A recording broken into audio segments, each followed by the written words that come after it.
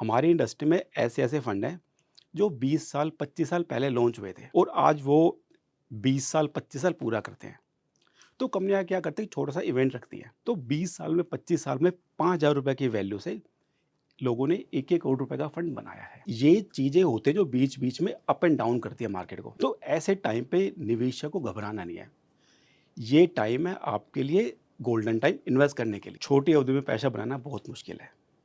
मैंने आज तक किसी को पैसा बनाते हुए नहीं देखा छोटी अवधि में। अगर आपको इन्वेस्ट करना है छोटे गोल के लिए, 1 से 2 साल के लिए, तो डेट फंड सबसे आइडियल होते हैं। ₹500 से अगर कोई शुरू कर रहा है, जी। तो उसके लिए फिर रिटर्न का क्या प्रोसेस होगा? 1 साल में केवल स्मॉल कैप स्टॉक चलते हैं, लार्ज कैप, मिड कैप नहीं चलते हैं। हुँ। तो गूगल के हिसाब से बंदा क्या करेगा कि उसको टॉप जो फंड दिखाएँगे पिछले 1 साल के, वो सारे स्मॉल कैप दिखाएगा। वो सारा पैसा उन स्मॉल कैप में डाल देगा, हुँ। जो कि अपने आप में बहुत गलत है, बहुत रिस्क है। हेलो, नमस्कार, बहुत स्वागत है आपका हमारे इस खास पॉडकास्ट में जिसका नाम है स्मार्ट एसआईपी। मैं हूं आपके साथ संध्या बेस्ट। दोस्तों, आज हम बात करेंगे म्यूचुअल फंड को लेकर कि अगर म्यूचुअल फंड में आप छोटी रकम से निवेश की शुरुआत करें, इन्वेस्टमेंट करें, तो क्या आप फ्यूचर में, भविष्य में अमीर बन सकते हैं?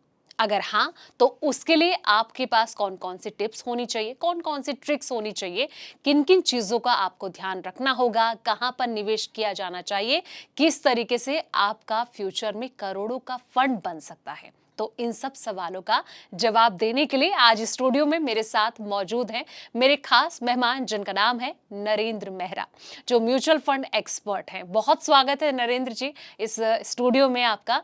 तो सर, सबसे पहला सवाल मेरा यही कि एक छोटी रकम से, क्या अगर म्यूचुअल फंड में कोई छोटी रकम का सोच रहा है कि उसे छोटी रकम से इन फ्यूचर में बड़ा फंड तैयार करना है, तो क्या ये पॉसिबल है सर? संध्या जी, सबसे पहले तो मुझे यहाँ बुलाने के लिए आपका बहुत-बहुत धन्यवाद है। अपनी बात लाखों लोगों तक पहुँचाने के लिए एक मौका देने के लिए आपका बहुत-बहुत धन्यवाद है। संध्या जी, कुछ टाइम पहले तक हमारे यहाँ पे इंडस्ट्री में मिनिमम एसआईपी ₹1000 की होती थी। तो बहुत से ऐसे लोग हैं जो हर महीने ₹1000 नहीं निकाल सकते। तो सेबी ने इस चीज़ को ध्यान में रखते हुए अब इस अमाउंट को मिनिमम ₹100 कर दिया है।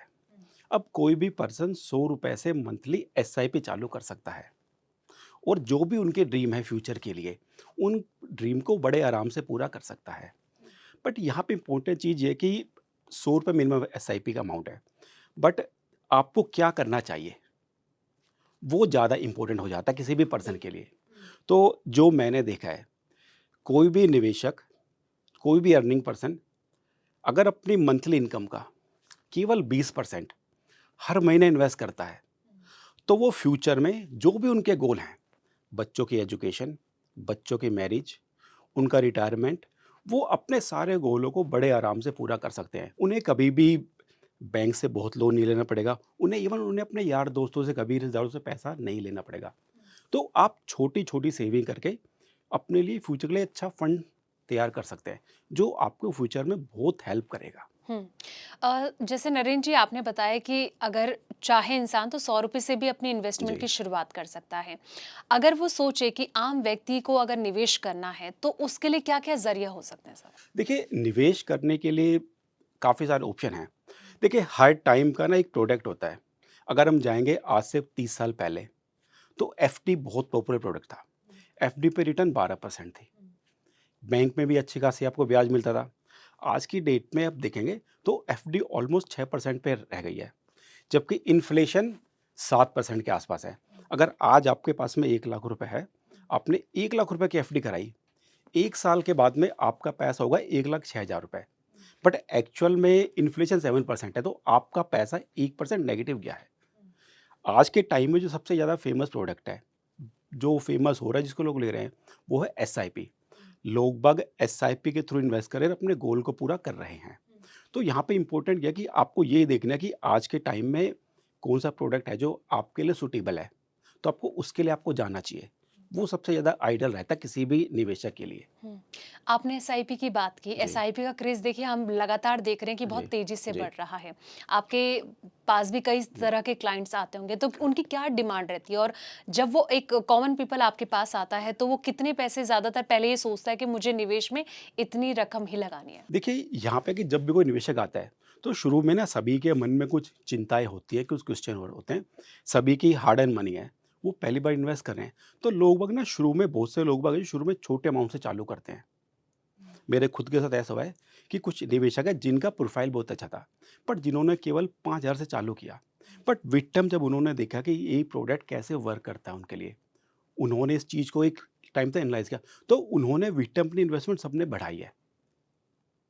तो हर इंसान को अपने प्रोफाइल के अकॉर्डिंग इन्वेस्ट करना चाहिए। मानिए अगर आपकी मंथली इनकम 1 लाख रुपए है और आप हर महीने 1,000 रुपए के SIP कर रहे हैं, तो 20 साल में आप कितना पैसा जोड़ेंगे जो आपके काम आएगा? बहुत कम आप जोड़ पाएँगे। तो आपको क्या है कि हर आदमी का अपना एक स्टेटस होता है, एक प्रोफ़ाइल होता है। आप उसी हिसाब से आप बच्चों की शादी करते हैं, उसी हिसाब से बच्चों की एजुकेशन प्लान करते हैं। आपका रिटायरमेंट उसी तरह का होता है। अगर आज आपकी इनकम 1 लाख रुपए है, तो रिटायरमेंट के लिए आप 10,000 मंथली से नहीं चला सकते अपना काम। तो आपको उसके अकॉर्डिंग आपको हमेशा इन्वेस्ट करना चाहिए। तो वो हमेशा आइडिया रहता है किसी भी इन्वेस्टर के लिए और फ्यूचर में उनको बहुत ज़्यादा हेल्प करता है। तो मतलब जैसे कि आपने ये बताया कि हर कोई प्रोफाइल अलग है, वो अपने अकॉर्डिंग पैसे इन्वेस्ट करने करता की है, सोच रहा है। सोचता है। आज हालाँकि हमारा जो थीम भी है, टॉपिक भी है कि एक छोटी अमाउंट से आप कैसे फ्यूचर में करोड़ों का फंड तैयार कर सकते हैं। नरेंद्र जी, मैं आपसे ये जानना चाहूँगी कि अगर कोई व्यक्ति ₹500 अपनी जेब से लगा के लगाता है, एसआईपी ले रहा है आपसे, लगा दिया। तो आने वाले कितने साल उसे लगेंगे कि जो उसने अगर सपना सोचा है कि भाई उसे अमीर बनना है, उसे करोड़पति बनना है, तो कितना लंबा सफर उसे तय करना पड़ेगा? देखिए SIP की ब्यूटी क्या है कि जितना लंबा टाइम होगा ना, उतना ही आपका पोर्टफोलियो बड़ा होता चला जाएगा। एक सिंपल सा एग्जांपल देता हूँ। कोई पर्सन 1 लाख रुपए इन्वेस्ट करता है, तो उनका 1 लाख रुपए एक टाइम के बाद में बन जाएगा 2 लाख रुपए। सेम टाइम में उनका 2 लाख बन जाएगा 4 लाख रुपए। तो मानिए कोई क्लाइंट 5,000 रुपये मंथली इन्वेस्ट करता है, 20 साल के लिए इन्वेस्ट करता है, 20 साल के लिए, तो वैल्यू बनती है 50 लाख रुपए 20 साल में। अगर वही पर्सन 5 साल और रुक जाता है, तो उनका 50 लाख बन जाता है 1 करोड़ रुपए। ये होता है कंपाउंडिंग, कंपाउंडिंग की वजह से। तो इम्पोर्टेंट ये है कि आप कितना पैसा कर रहे हैं, प्लस आप कितना टाइम दे रहे हैं। वो सबसे ज़्यादा इम्पोर्टेंट पॉइंट है यहाँ पे, कि आपने टाइम कितना दिया है। जब आप टाइम देंगे तो डेफिनेटली आप ग्रो करेंगे ही करेंगे। इंडस्ट्री में अब देखिए, हमारी इंडस्ट्री लगभग 30 साल पुरानी हो गई है। अब इंडस्ट्री का डेटा अवेलेबल है हमारे पास में। हमारी इंडस्ट्री में ऐसे-ऐसे फंड हैं जो 20 साल, 25 साल पहले लॉन्च हुए थे और आज वो 20 साल, 25 साल पूरा करते हैं। तो कंपनियाँ क्या करती हैं, छोटा-सा इवेंट रखती हैं। तो 20 साल में, 25 साल में ₹5,000 की वैल्यू से लोगों ने 1-1 करोड़ रुपए का फंड बनाया है। अच्छा, 20-25 साल में ब सोचिए। 20-25 साल में। हुँ, और ऐसे बहुत सारे फंड हैं। हुँ, जब उठाएँगे तो आपको ऐसे नंबर ऑफ फंड मिल जाएँगे। तो ये कि इस प्रोडक्ट ने पिछले 20 साल में बहुत अच्छा किया है। अगले 20 साल में बहुत अच्छा करने वाला है। इम्पोर्टेंट है कि इन्वेस्टर को रुके रहना है। मार्केट में उतार-चढ़ाव आते रहते हैं। कभी मार्केट अच्छा है, कभी बेकार है। पिछले 1 साल मार्केट के लिए अच्छा नहीं रहा है। कोई ना कोई इवेंट होता ही रहा है। पहले रशिया यूक्रेन का युद्ध युद्ध, हुआ, बिल्कुल। उसके बाद में इंडिया पाकिस्तान का क्लैश हुआ, थोड़ा बहुत ट्रेड वॉर आ गई। ट्रेड वार हो गया। हुँ, ट्रम्प अलग-अलग डिसीजन ले रहे हैं। तो क्या ये चीज़ें होती हैं जो बीच-बीच में अप एंड डाउन करती है मार्केट को। तो ऐसे टाइम पे निवेशक को घबराना नहीं है। ये टाइम है आपके लिए गोल्डन टाइम इन्वेस्ट करने के लिए। हुँ, और जो इस टाइम इन्वेस्ट करेगा वो सबसे अच्छी रिटर्न बनाएगा। हुँ, देखिए, जो मार्केट हमारा, हुँ, वो रोलर कोस्टर की तरह चलता है, ऊपर-नीचे। हाँ, आप ए पॉइंट से चले, आप ऊपर-नीचे होके बी पॉइंट पे पहुँच गए। हुँ, आप बी पॉइंट से चले, स्विंग करके आप सी पे पहुँच गए हैं। फिर आप सी से डी पे पहुँचते हैं। पर जब आप लास्ट में देखते हैं ए और सी का गैप, हुँ, तब आपको दिखता है कि ए बहुत नीचे, सी बहुत ऊपर पहुँच गया है। हुँ, तो इसलिए आपको टाइम देना है, घबराना नहीं है, डटे रहना है। और जहाँ पे आप डटे रहेंगे, वहाँ पे डेफ़िनेटली आप रिटर्न बनाएँगे ही बनाएँगे। वहाँ पे फिर आपको कोई नहीं रोक सकता रिटर्न बनाने से। हुँ। नरेंद्र जी, अगला सवाल ना मेरा यही आने वाला था कि जैसे कि आपने कहा कि जब वॉलेटाइल मार्केट होता है, उतार-चढ़ाव देखने को हुँ, मिलता है हुँ। बाज़ार में, तो अक्सर कई जो इन्वेस्टर होते हैं वो घबरा जाते हैं, बिल्कुल। वो बहुत पैनिक कर जाते हैं। तो ऐसी सिचुएशन में क्या करना चाहिए कि जैसे कि आपने कहा कि अगर मार्केट ऐसी सिचुएशन बना रहा है तो उसमें आपको अच्छा रिटर्न मिल सकता जी। है। क्योंकि देखिए, कोई अगर निवेशक अपनी जेब से पैसा लगा रहा है तो ज़ाहिर-सी बात है कि उसके अंदर डर भी होगा, कहीं ऐसा ना हो कि उसका पैसा डूब जाए। तो ऐसे में कई निवेशक जो हैं वो धैर्य नहीं रख पाते जी। हैं। तो ऐसे इन्वेस्टर के लिए क्या कहना चाहेंगे आप? देखिए, एक मैं आपको एग्ज़ाम्पल देता हूँ। हुँ, एक पर्सन ने एक फ्लैट लिया, 10 लाख रुपए का। और 1 साल के बाद उन्होंने देखा कि उनके बगल वाला फ्लैट प्राइस गिरे, वो 5 लाख रुपए का हो गया। अब उनके पास में 2 ऑप्शन है, या तो अपना फ्लैट 5 लाख में बेच दें, या वो बगल वाला फ्लैट 5 लाख में ले लें। अगर वो बगल का फ्लैट 5 लाख में लेते हैं, तो अब उनकी जो परचेज कॉस्ट थी एक फ्लैट की 10 लाख रुपए थी, दोनों लेने के बाद में वो परचेज कॉस्ट आ जाती है 7.5 लाख रुपए। यानी कि आपकी एवरेज बाइंग कॉस्ट आपकी कम हो गई है। और जब मार्केट बढ़ेगा तो आपको दोनों पे आपको पूरा पूरा फायदा मिलेगा। सेम होता है एसआईपी में। आप हर महीने पैसा देते हैं, हर महीने आपको यूनिट्स मिलती रहती है। मार्केट ऊपर बढ़ता है तो आपका पुराना पैसा बढ़ता है, बट आपको नंबर ऑफ यूनिट कम मिलती हैं। बट जब मार्केट नीचे गिरता है तो आपको नंबर ऑफ यूनिट ज़्यादा मिलती हैं, तो आप ज़्यादा क्वांटिटी में परचेज करें और फ्यूचर में जाके आपको उसका फ़ायदा मिलेगा ज़्यादा वाली खरीदने का। भाई आपने एक यूनिट खरीदी 100 रुपये पे, एक आपने खरीदी 70 रुपये पे। जब मार्केट बढ़ के दोबारा 100 पे आएगा तो 70 वाले पे आपका 30% बढ़ गया, और जो आपका 100 वाला था वो आपको बराबर आ गया। तो इसलिए जब भी मार्केट गिरे तो आपको और इन्वेस्टमेंट करना है, आपको कभी पैसा रोकना नहीं है, निकालना नहीं है। अगर आप ये स्ट्रेटेजी अपनाएंगे तो डेफिनेटली आप बहुत अच्छा बना लेंगे। देखिए आजकल की जनरेशन जो है ना, मतलब हर व्यक्ति को ना ये चीज़ चाहिए कि वो कम समय में एक बड़ा फंड वो तैयार कर ले, जो बहुत रेयर भी होता है और कई लोग कर भी लेते हैं जिनको नॉलेज है, ज्ञान है। लेकिन कई लोग ऐसे होते हैं ना जो मार खा जाते हैं इस चीज़ में। तो ऐसे लोगों के लिए जैसे कि लॉन्ग टर्म इन्वेस्टमेंट, लंबी अवधि में निवेश करना, ये कितना सही मानते हैं? और अगर जो लोग शॉर्ट टर्म में सोचते हैं कि पैसा बनाना है उनको, अगर वो छोटी रकम भी कहीं पे निवेश कर रहे हैं, तो ऐसे लोगों को आप क्या कहना चाहेंगे? छोटी अवधि में पैसा बनाना बहुत मुश्किल है। मैंने आज तक किसी को पैसा बनाते हुए नहीं देखा छोटी अवधि में। छोटी अवधि में तो क्या है, ये एक तरीके की लॉटरी है। It's not planning. लॉटरी आपके नाम की हो भी सकती है, नहीं भी हो सकती। लंबी अवधि में आपकी प्रॉपर प्लानिंग होती है।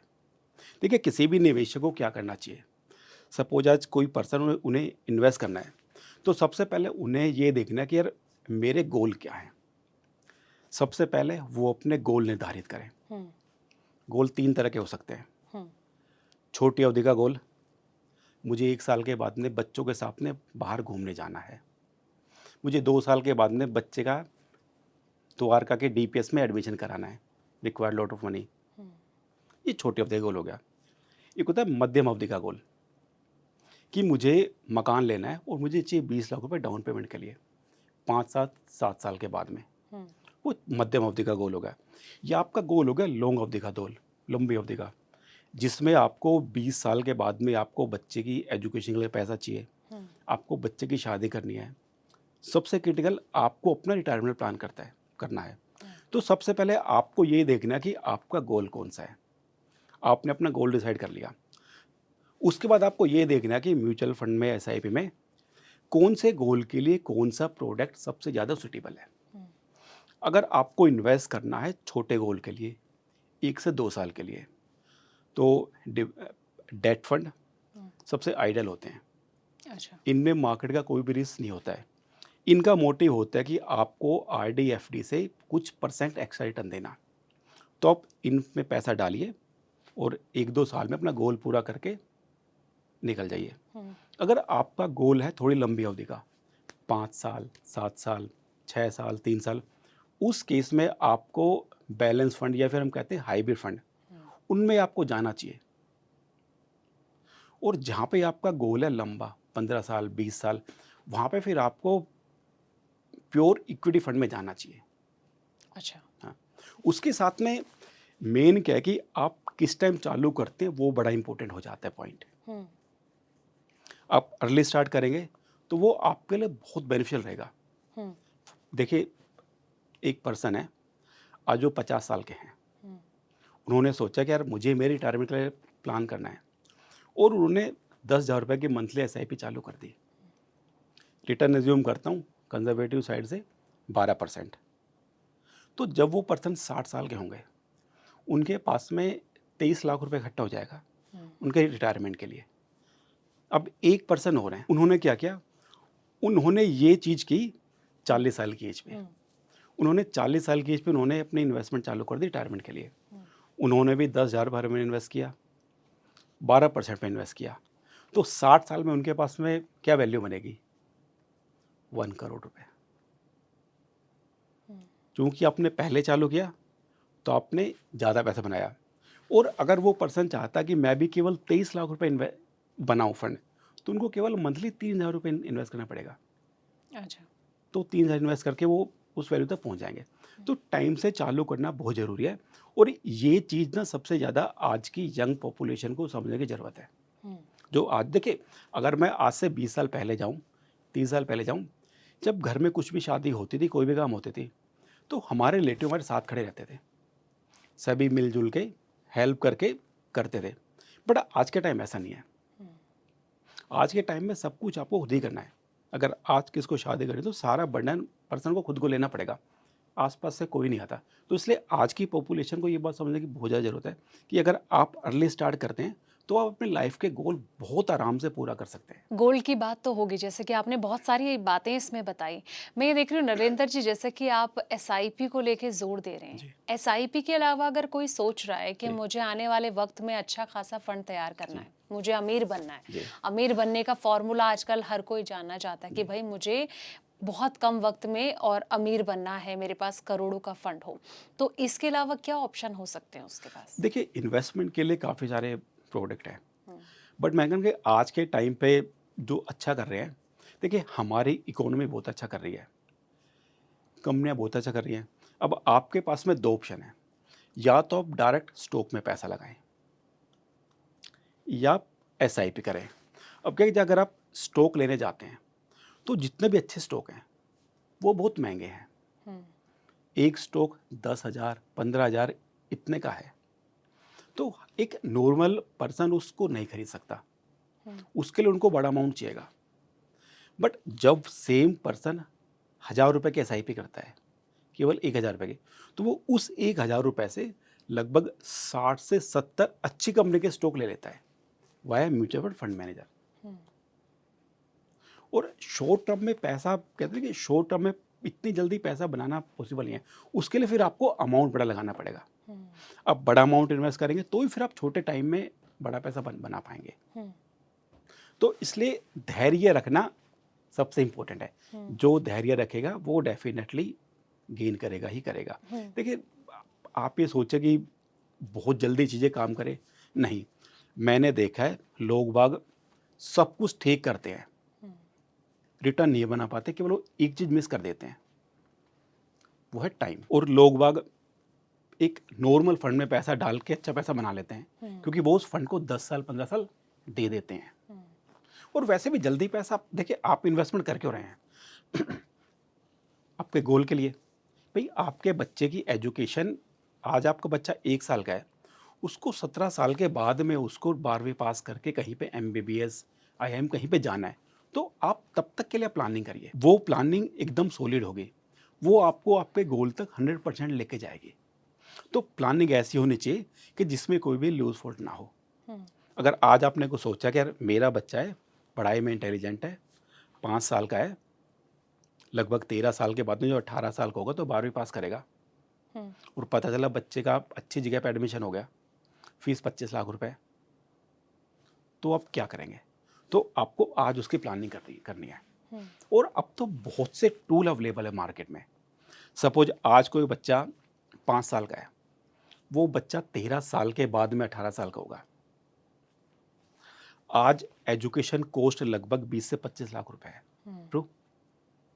क्या 13 साल के बाद में भी सेम पैसा चाहिएगा? नहीं। तो आप ये कैलकुलेट कर सकते हैं कि आज 25 लाख रुपए कॉस्ट है, हुँ, तो 13 साल के बाद में आपको कितना पैसा चाहिएगा? 36 लाख, 35 लाख। तो आप वो कैलकुलेट करिए, और फिर उस गोल को अचीव करने के लिए एसआईपी चालू करिए, हुँ, जो आपकी यंग जनरेशन कर भी रही है। हुँ। एसआईपी चालू करना भी देखिए आज की डेट में, जैसे कि कई लोग सजेशन भी देते हैं, कई एक्सपर्ट से लगातार हम बातचीत करते हैं, तो वो कहते हैं कि लॉन्ग टर्म के लिए करें, अगर आप एसआईपी में पैसा लगा रहे तो वेल एंड गुड। लेकिन जैसे कि हमारी शुरुआत भी हुई थी कि 500 रुपये से अगर कोई शुरू कर रहा है, जी। तो उसके लिए फिर रिटर्न का क्या प्रोसेस होगा? देखिए, रिटर्न सेम आती है। हुँ, आप 500 डालें, 5 लाख डालें। एक सिंपल एग्ज़ाम्पल लेते हैं। एक पर्सन ने एक फंड में 1 लाख रुपए इन्वेस्ट किया। सेम फंड में दूसरे पर्सन ने 10,000 रुपये इन्वेस्ट किया, 1 साल के बाद में फंड ने रिटर्न दिया 10%। हम्म, तो 1 लाख वाले को मिलेगा 10%, 1 लाख का 10%, 10,000 रुपये। और जिन्होंने डाला 10,000 रुपये, उनको भी सेम मिलेगा 10%, जो 10,000 का बनता है 1,000 रुपये। हाँ, तो फंड तो सेम रिटर्न देता है, आपने कितना पैसा डाला उसके अकॉर्डिंग फिर आप गेन करते हैं। ऐसा नहीं है कि 5 लाख आपने डाला तो आपको रिटर्न 20% आ गया और 1,000 वाले को कम आ गया, नहीं, ऐसा नहीं है। रिटर्न परसेंटेज में सबको गेन सेम आती है, बट आपके अमाउंट के अकॉर्डिंग फिर आप उसको गेट करते हैं। तो इसलिए ये ऐसा नहीं सोचना चाहिए मैं ज़्यादा अमाउंट करेंगे तभी ज़्यादा रिटर्न आएगी। आप कम अमाउंट करके भी आप अपना गोल बड़े आराम से पूरा कर सकते हैं, जो किसी को करना भी चाहिए। हाँ। मार्केट में भी ना जो उतार चढ़ाव हम देखते हैं, तो इससे कितना ज़्यादा इम्पैक्ट पड़ता है ऐसी सिचुएशन पे? देखिए, इससे बहुत ज़्यादा इम्पैक्ट नहीं पड़ता है मार्केट में उतार चढ़ाव का, अगर आपने प्रोसेस को फॉलो किया है। देखिए, अक्सर होता क्या है कि मेरे एक इन्वेस्टर हैं, उन्होंने अपनी स्टेटमेंट देखी, उनकी स्टेटमेंट बहुत अच्छा रिटर्न था। उन्होंने अपने ऑफिस में 3 लोगों को दिखाई, उन 3 लोगों ने क्या किया कि उनकी रिटर्न देख के उन्होंने भी इन्वेस्ट करना चालू कर दिया। अच्छा। उसके बाद में मार्केट डिक्लाइन पे आ गया, तो क्या वहाँ पे नेगेटिव इम्पैक्ट आ जाता है, नेगेटिव रिटर्न आते हैं कुछ टाइम के लिए। तो इसके लिए आपको क्या करना है कि आपको ना प्रॉपर प्लानिंग करनी पड़ेगी इन्वेस्टमेंट के लिए। आपको किसी और के रिटर्न देख के आपको नहीं आना है, आपको ये देखना है कि आपकी रिक्वायरमेंट क्या है।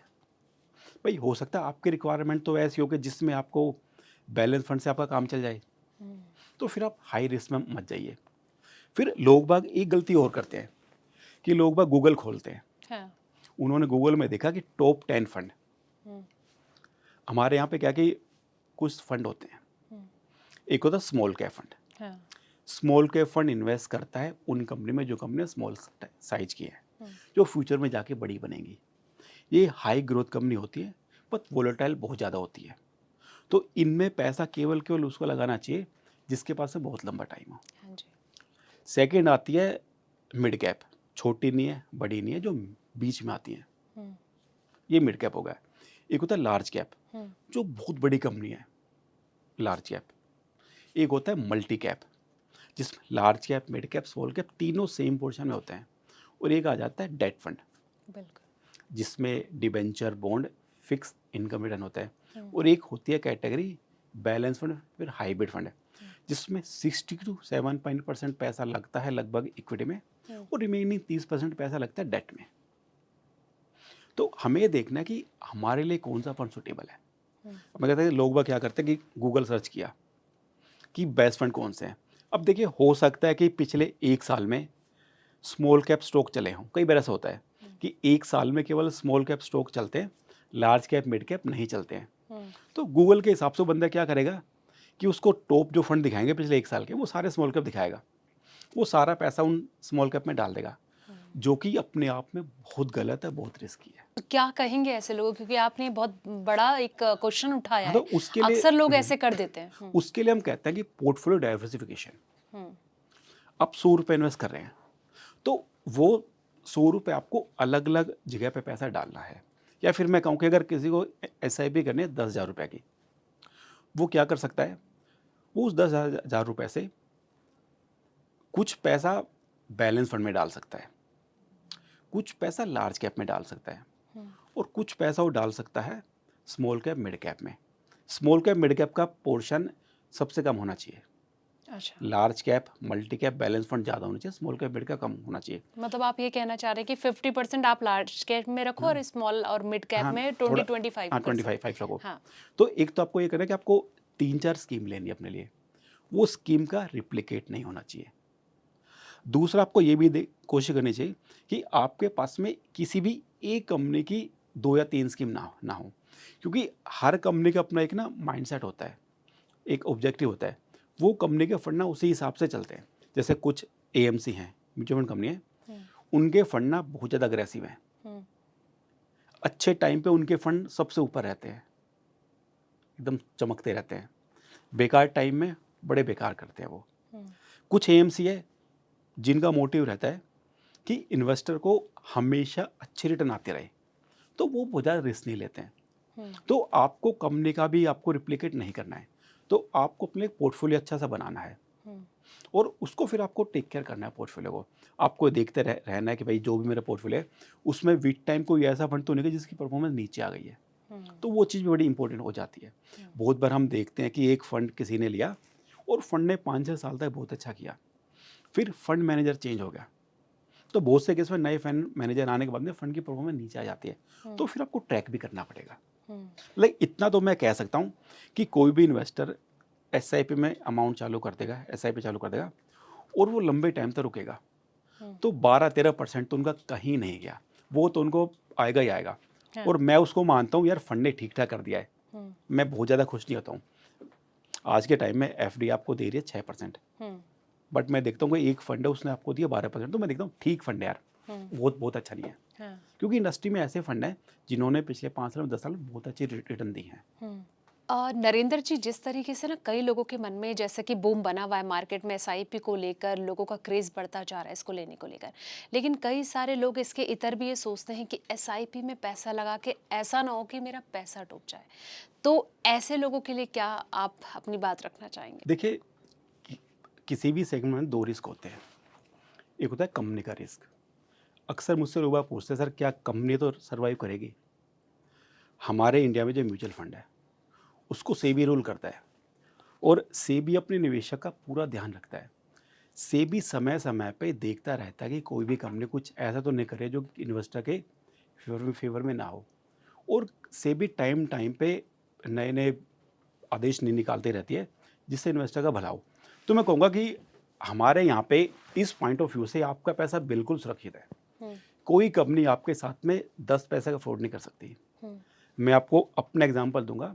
आज से 12-13 साल पहले की बात है। मैंने फ्रैंकलिन में इन्वेस्टमेंट किया था। मैंने पैसा रिडीम किया था। तो मेरा 30 पैसा कंपनी के पास में रह गया था। हम्म, मुझे 30 पैसे का डीडी बन के आया था। तो आपका पैसा बिल्कुल सुरक्षित है। कंपनियाँ सारी सेबी के अंडर में आती हैं और उस हिसाब से काम करती हैं। हम्म, हमारे यहाँ पे केवल रिस्क होता है मार्केट रिस्क, हाँ, कि आपने पैसा डाला और मार्केट गिर गया। हम्म, आप उसको मैनेज कर सकते हैं। तो उसके लिए जैसे मैंने अभी आपको बताया था कि उसके लिए आप कैसे मैनेज कर सकते हैं, कि आपने एक पोर्टफोलियो बना सकते हैं अपने लिए डाइवर्सिफ़ाई, और हम्म। उस पोर्टफोलियो का आप टेक केयर करें तो आप उस रिस्क को भी मैनेज कर लेंगे बड़े आराम से। बीच में हमने देखा था कि जब ऐसी सिचुएशन आई थी, ये वॉर की अलग चल रही थी, फिर अमेरिका में इलेक्शन था, तब अलग सिचुएशन आ रही थी, मार्केट लगातार डिप जा रहा था। ऐसे में कई लोगों का जो ट्रस्ट भी था ना, वो थोड़ा ब्रेक हो रहा था। उनका जो कहीं न कहीं पेशेंस लेवल था, वो भी कहीं टेम्पर लूज़ हो रहा था और वो काफ़ी ज़्यादा डर गए थे। फिर कई लोगों ने इसे बंद भी किया। तो उस सिचुएशन के बाद से ना कई लोगों कहीं न कहीं अब क्या सिचुएशन आगे बन सकती है, इसको आप कैसे देखते हैं? देखिए, जब भी ऐसा टाइम आता है, तो एक्चुअल में वो लोग बाग जिनको क्लैरिटी नहीं होती कि हमें इन्वेस्टमेंट को कहाँ तक लेके जाना है, करना क्या है, दिक्कत सब यार उनके साथ में होती है। जो कोई भी पर्सन बड़ा ही क्लियर होता है कि मुझे इन्वेस्टमेंट के साथ में करना क्या है, उनको बहुत ज़्यादा दिक्कत नहीं होती है। और ये ना केवल पहला फेज़ होता है। कोई इन्वेस्टर इन्वेस्टमेंट चालू करता है, जब मार्केट गिरता है, तो कुछ इन्वेस्टर निकल जाते हैं, हुँ, बट जो इन्वेस्टर रुके रहते हैं, वो रिटर्न बनाते हैं और वही इन्वेस्टर आगे जाके इन फेज़ों का फ़ायदा उठाते हैं। हुँ, मेरे वो इन्वेस्टर जिन्होंने 5 साल पहले चालू की थी एसआईपी, वो ऐसे टाइम पे सबसे ज़्यादा पैसा डालते हैं। जब मैं मार्केट डाउन हो। मार्केट में हुँ, मैं मेरा जो काम करने का मॉडल है वो एसआईपी का है। हुँ, मेरे सभी इन्वेस्टर एसआईपी करते हैं। पिछले 1 साल में मेरा बिज़नेस लमसम के थ्रू काफ़ी ज़्यादा हुआ था, क्योंकि मेरे जो पुराने इन्वेस्टर हैं, जिन्होंने पहले का टाइम देखा हुआ है, उन्होंने पैसा बहुत ज़्यादा डाला है। हुँ, उन्होंने अपनी एफडी का पैसा यहाँ डाल दिया, क्योंकि उनको पता था कि मार्केट ऊपर आएगा ही आएगा। अब नहीं आएगा, 2 साल के बाद में आएगा। अगर किसी को याद हो, जब कोरोना आया था, हाँ, कोरोना के टाइम पे मार्केट ज़बरदस्त गिरा था। उस टाइम बहुत से लोगों ने पैसा डाला था। मैंने 8 महीने में लोगों का पैसा डबल होते हुए देखा है, 8 हाँ, महीने में। हुँ, तो उस टाइम लोगों ने पेशेंस रखा और उसका फिर आपको फ़ायदा मिलेगा। देखिए आपको शॉर्ट टेम्पर्ड नहीं होना है। चीज़ें आप बेसिक चीज़ें समझिए और आप बेसिक ही रहिए। बहुत ज़्यादा ना चीज़ों के बारे में सोचना, ज्ञान लेना सही नहीं रहता। हुँ, मैं हमेशा एक बात कहता हूँ, बहुत बार कुछ ना करना, करने से लाख गुना बेहतर होता है। हुँ। तो ये बात म्यूचुअल फंड के लिए 100% ट्रू है। मतलब आपने जो बात कही थी ना अभी कि एक व्यक्ति ने गूगल में जाके देखा कि हुँ, कौन से फंड बेस्ट हैं, हाँ, उसे चमचमाते मिले लेकिन हुँ, बाद में फिर उसे लॉस हो हाँ, गया। लॉस हुआ, तो इस चीज़ से बचना है। बचना है। तो आपको क्या करना है कि आपको तो सिंपल एसआईपी चालू करनी है और उसको फिर आपको हर 3 साल में, 4 साल में एक बार रिव्यू करना है आपको, कि भई फंड में कुछ दिक्कत तो नहीं आ रही है। हुँ, आप ऐसा करेंगे तो आप डेफ़िनेटली पैसा बनाएँगे ही बनाएँगे। हुँ, फिर आपको कोई दिक्कत नहीं होगी। मैक्सिमम रिटर्न की कोई वो नहीं होती डेफ़िनिशन। एक अच्छा रिटर्न होता है, एक 15% अच्छा रिटर्न है। हुँ, 15% के हिसाब से कोई भी पर्सन अपने गोल पूरे कर सकता है। आपको 30% आपको नहीं बनाना है। हुँ, आपको रिटर्न इतना बनाना है कि आपका पीस ऑफ माइंड रहे, सेफ्टी रहे और आपका फ्यूचर का गोल बड़े आराम से पूरा हो जाए। हुँ, आपको इन्हीं पे चलना है। जो मैक्सिमम रिटर्न को चेंज करता है वो रिटर्न नहीं बना पाता। मैंने देखा है लोग बाग क्या सोचते हैं, बहुत से लोग बाग मार्केट गिरे तो पैसा डाल दो, उठ गया पैसा निकाल लो। ये लोग बाग कभी पैसा नहीं बना पाते। मार्केट को कोई भी टाइम नहीं कर सकता। जब लोग बाग सोचते हैं कि मार्केट गिरने वाला है तो मार्केट ऊपर चला जाता है। मैंने देखा कि लोगों ने मार्केट के बढ़ने पे पैसा निकाल लिया। उसके बाद में 1-1 साल तक मार्केट लगातार बढ़ता ही रहा हुँ, और जब मार्केट गिरने लगा तो उन्हें मौका ही नहीं मिला पैसा डालने का। हुँ, तो इसलिए चीज़ें सिंपल रखिए, एसआईपी चालू करिए, उसको टाइम दीजिए और अच्छा रिटर्न एन्जॉय कीजिए। हुँ, भई हमारा काम क्या है? आज कोई पर्सन नौकरी कर रहा है, तो आपको दिमाग लगाना है कि आपके ऑफ़िस में आपका प्रमोशन कैसे हो? अब वहाँ पे आप अच्छा सोचिए। यहाँ पे तो फंड मैनेजर है, अगर मार्केट गिरता है, तो फंड मैनेजर ऑलरेडी उस चीज़ का फ़ायदा उठा लेता है। आपको कुछ करने की ज़रूरत नहीं है। हुँ, जैसे मैंने आपको बताया कि बैलेंस फंड होते हैं, डेट और इक्विटी वाले। हुँ, जब मार्केट बढ़ता है, हुँ, तो इक्विटी पार्ट बढ़ जाता है। हुँ, फंड मैनेजर इक्विटी में से कुछ बेच देगा, हुँ, प्रॉफ़िट हो गया और वो डेट में परचेज़ कर लेगा। जब मार्केट गिरा, उसके पास डेट में पैसा है, उसने डेट में से पैसा निकाला, सस्ते में इक्विटी खरीद लिया। तो हर फंड मैनेजर ये काम करता है और सबसे मेन चीज़ क्या है कि जो फंड मैनेजर होते हैं, दे आर हाईली क्वालिफाइड। उनके पास में 20-20 साल का एक्सपीरियंस होता है। हुँ, उनके पास एक प्रॉपर रिसर्च टीम होती है, जो रात दिन काम करती है। उसके बाद वो आपके लिए 60 से 70 फंड ढूँढते हैं। वो आपके लिए कुछ सेगमेंट ढूँढते हैं, कुछ एरिया ढूँढते हैं कि भई अगले 5 साल में इकोनॉमी के ये सेक्टर अच्छा करेंगे। हुँ, उसके बाद वे पोर्टफोलियो बनाते हैं। तो फंड मैनेजर आपसे बहुत पहले ये सारे काम कर चुका होता है। तो आपको उस पे ट्रस्ट रखना है, आपको उसको उसका काम करने देना है। हुँ, आपका काम है हुँ, पैसा लगाना, बाकी आप उस पे छोड़ दीजिए। वो आपको रिटर्न बना के देगा ही देगा। फिर हुँ, आपको कोई भी दिक्कत नहीं आएगी। हुँ। मतलब यही चीज़ है कि धैर्य रखें, पेशेंस लेवल जिसका अच्छा है, जिसने रख लिया तो आने वाले वक़्त में उसकी चाँदी ज़रूर बिल्कुल होगी। होगी, अच्छा चाँदनी मैं रिटर्न कहूँगा उनका सोना होगा। सोना डेफ़िनिटली होगा। सोना होगा। तो दोस्तों जिस तरीके से नरेंद्र जी ने ये तमाम बातें आप तक पहुँचाई हैं, अगर आपने थोड़ा धैर्य रख लिया और लॉन्ग टर्म यानी कि लंबे समय के लिए निवेश करना शुरू कर दिया, चाहे छोटी अमाउंट हो, छोटी अमाउंट से भी अगर आप सोच रहे हैं कि एक बड़ा कॉपर आपको फ्यूचर के लिए तैयार करना है, तो वो सपना भी आपका पूरा हो सकता है। लेकिन कुछ बातें जो आपको समझनी, सोचनी बहुत ज़्यादा ज़रूरी होती है। गोल सेट करना बहुत ज़्यादा ज़रूरी है, जैसा कि नरेंद्र जी ने बताया। अगर आपने इन सब चीज़ों को धैर्य में रखा, उन सब चीज़ों के बारे में सोचा, तो आप आने वाले वक़्त में एक अच्छा फंड तैयार कर सकते हैं, अपने फ्यूचर को सिक्योर्ड कर सकते हैं। तो मुझे लगता है कि इस पॉडकास्ट में फ़िलहाल इतना ही। आपको ये पॉडकास्ट पसंद आया होगा, तो आपका कोई भी सवाल है, कोई भी जवाब है, कोई भी राय है, तो कमेंट सेक्शन में आप अपनी राय ज़रूर रखें। फ़िलहाल इस पॉडकास्ट में इतना ही। मिलते हैं अगले पॉडकास्ट में, तब तक के लिए दीजिए मुझे इजाज़त। नमस्ते।